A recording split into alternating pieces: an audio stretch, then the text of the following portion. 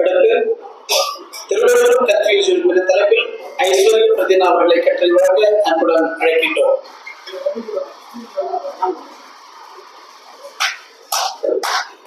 அனைவருக்கும் வணக்கம். என்னுடைய பெயர் ஐஸ்வர்ய பிரதினா. உலக தமிழ் ஆராய்ச்சி நிறுவனத்தோடைய முதுகலை மாணவி நான்.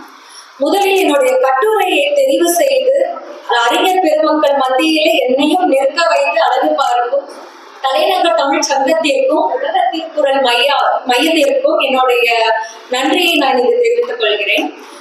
நேரம் கருதி என்னுடைய ஆய்வு கட்டுரையினுடைய சுருக்கத்தை நான் எந்த அளவுக்கு சுருக்கமா சொல்ல முடியுமோ அந்த அளவுக்கு நான் சுருக்கமா சொல்றேன். என்னுடைய ஆய்வு தலைப்பு பாத்தீங்கன்னா திருவள்ளுவரும் கன்ஃபியூஷியஸும். இப்போ ஆங்கிலத்துல ஒரு வாக்கியம் இருக்கு, பாண்ட் இன்டெலிஜென்ஸ் அப்படின்னு சொல்லிட்டு. இந்த பாண்ட் இன்டெலிஜென்ஸ் அப்படின்னு நம்ம பார்த்தோம்னா பிறப்பிலேயே எல்லாரும் அறிவாளிகள் அப்படின்னு சொல்லுவாங்க. இந்த கருத்தும் இந்த கூற்றும் பார்த்தீங்கன்னா இது சரியான்றது எனக்கு தெரியல. ஏன்னா காலம் ஒருவருக்கு கற்றுத்தராத பாடத்தை எந்த ஏட்டாலும் யாராலும் கற்றுத்தர இயலாது. அந்த மாதிரி காலத்தால் நம்மளுக்கு கற்றுக் கொடுத்து அதனால் நம்மளுக்கு வெளியே வந்த பெரும் ஆய்வாளர்கள் மத்தியில குறிப்பிட்ட சிலர்கள் அப்படின்னு பார்க்கும் பொழுது நம்ம தென்னகத்து செம்மல் திருவள்ளுவரும் சீனத்து செம்மல் கன்ஃபியூஷியஸ் அவர்களும் இருக்காங்க. இவர்களுடைய கருத்துக்கள், இவர்கள் ரெண்டு பேரும், ஒருவர் சீனாவும் இன்னொரு நம்மளுடைய தமிழ்நாடு, இவர்கள் இருக்கக்கூடிய இந்த இடைப்பட்ட தூரமே பாத்தீங்கன்னா பலாயிரம் கிலோமீட்டர்கள் இருக்கு. அந்த இடத்துல இருக்கும் பொழுது காலத்தாலும் இவர்கள் முற்பட்டும் இருக்கிறார்கள், பிற்பட்டும் இருக்கிறார்கள். அவ்வாறு இருக்கும் பொழுதே அவர்களுடைய கருத்துக்கள் எவ்வாறு ஒத்து இருக்கு, இதுதான் என்னுடைய கட்டுரையினுடைய மைய கருத்து. இதுல பாத்தீங்கன்னா மனித நாகரிகம் வளர்ச்சி அடைந்த போது அறிவின் முதிர்ச்சி அனுபவமும் மிக்க காலம் இருந்தது. அப்போ நம்ம காலச்சூழல்களாலும் அந்த தூண்டுதலினால உருவாக்கப்பட்டவர்கள்னா இவர்கள் இரண்டு பேரும்.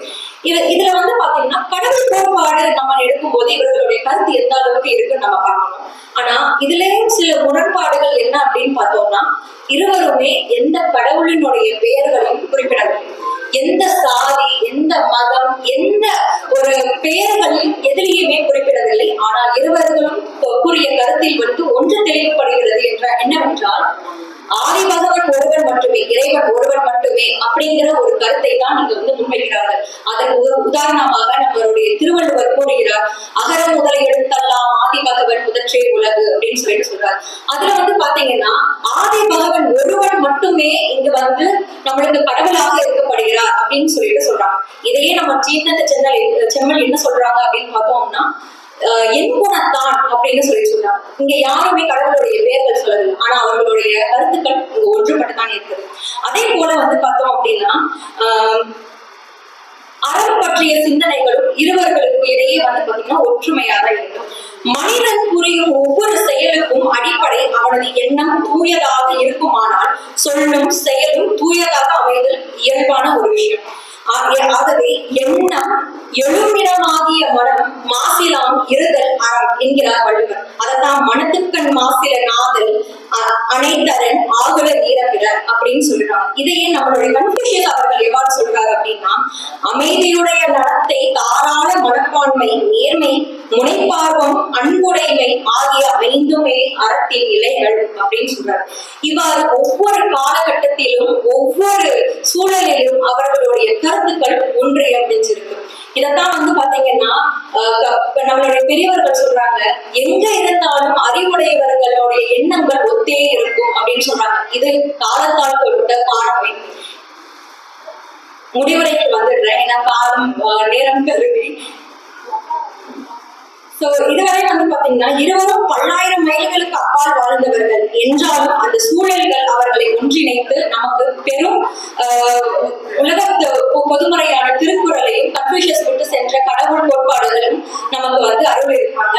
இதுல அவர்கள் கொண்ட இந்த நோக்கங்கள் நம் அனைவரும் பின்பற்ற வேண்டிய ஒரு கோட்பாடுகளாக இருக்கு. இன்னைக்கு இருக்கக்கூடிய பாட சூழல்கள்ல நம் அனைவருமே அவர்கள் விட்டு சென்ற அந்த செய்திகளையும் நம்ம பின்பற்றும் பொழுது நாமும் பாத்தீங்கன்னா அறத்தோடு நின்று நம்மளுடைய வாழ்விலும் நம்ம செம்மை பெறலாம் என்பது என்னுடைய கருத்து.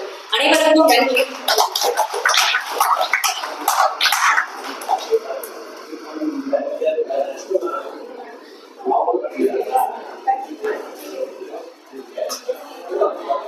திருவள்ளுவர் கன்ஃபியூஷன் எனும் தலைப்பில் ஆய்வு கட்டுரை விளக்கிய ஐஸ்வர்யா ரத்தினா அவர்களுக்கு தலைநகர் தமிழ்ச்சங்கம் சார்பில் திருக்குறள் தென்றல் எனும் விருது வழங்கி கௌரவிக்கப்படுகிறது.